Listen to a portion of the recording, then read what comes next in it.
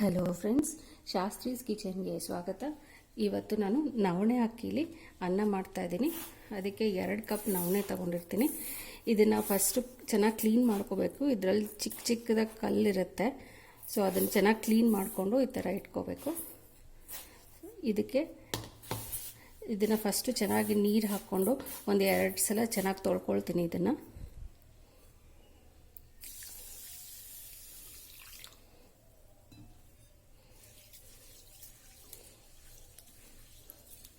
ಇದು fibre rich ಇರೋದ್ರಿಂದ ಇದು ತುಂಬ ಒಳ್ಳೆಯದು ಹೆಲ್ತ್ಗೆ. ಸೊ ಡಯಾಬಿಟಿಕ್ ಮತ್ತು ವೆಯ್ಟ್ ಲಾಸ್ ಡಯಟ್ ಮಾಡೋರಿಗೆ ತುಂಬ ಹೆಲ್ಪ್ಫುಲ್ ಆಗಿರುತ್ತೆ. ಸೊ ಅಟ್ಲೀಸ್ಟ್ ವಾರದಲ್ಲಿ 2 ದಿವಸ ಆದರೂ ಇದನ್ನು ತೊಗೊಂಡ್ರೆ ತುಂಬ ಹೆಲ್ಪ್ಫುಲ್ ಆಗಿರುತ್ತೆ. ಎಸ್ಪೆಷಲಿ ಡಯಾಬಿಟಿಕ್ ಅವ್ರಿಗೆ ಅವರು ಬ್ಲಡ್ ಶುಗರ್ ಲೆವೆಲ್ಸ್ನ ಕಂಟ್ರೋಲಲ್ಲಿ ಇಟ್ಕೊಳ್ಳೋದಕ್ಕೆ ತುಂಬ ಹೆಲ್ಪ್ ಮಾಡುತ್ತೆ. ಈಗ ಇದು ಚೆನ್ನಾಗಿ ತೊಳ್ಕೊಂಡು ನೀರೆಲ್ಲ ಪೂರ್ತಿ ಬಗ್ಸ್ಕೊಂಡ್ಬಿಟ್ಟಿದ್ದೀನಿ. ನೀರು ಜಾಸ್ತಿ ಆದರೆ ಅನ್ನ ತುಂಬ ಮೆತ್ತಗಾಗ್ಬಿಡುತ್ತೆ. ಅದಕ್ಕೆ ಇದು ಫುಲ್ ನೀರು ಬಗ್ಸ್ಕೋಬೇಕು.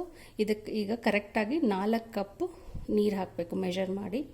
ನಾನು ಮೆಷರ್ ಮಾಡಿ ಇಟ್ಕೊಂಡಿದ್ದೀನಿ. 4 ಕಪ್ಪು ಇದನ್ನು ಹಾಕ್ತಾಯಿದ್ದೀನಿ ಇದಕ್ಕೆ. ಈಗ ಇದನ್ನು ಮಿನಿಮಮ್ 2 ಗಂಟೆ ಹೊತ್ತು ನೆನೆಸಿಡಬೇಕು. 6 to 8 hours ನೆನೆಸಿದ್ರೆ ತುಂಬ ಚೆನ್ನಾಗಿರುತ್ತೆ. ಸೊ ನಾನು ಇದನ್ನು ರಾತ್ರಿನೇ ನೆನೆಸಿಟ್ಕೊಂಡ್ಬಿಡ್ತೀನಿ.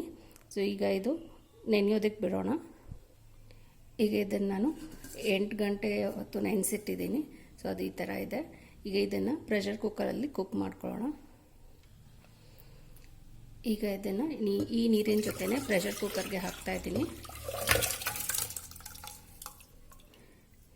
ಈ ನೀರನ್ನ ಬಿಸಾಕಬಾರ್ದು. ಇದರಲ್ಲಿ ತುಂಬ ವಾಟರ್ ಸಾಲ್ಯುಬಲ್ ನ್ಯೂಟ್ರಿಯೆಂಟ್ಸ್ ಇರುತ್ತೆ.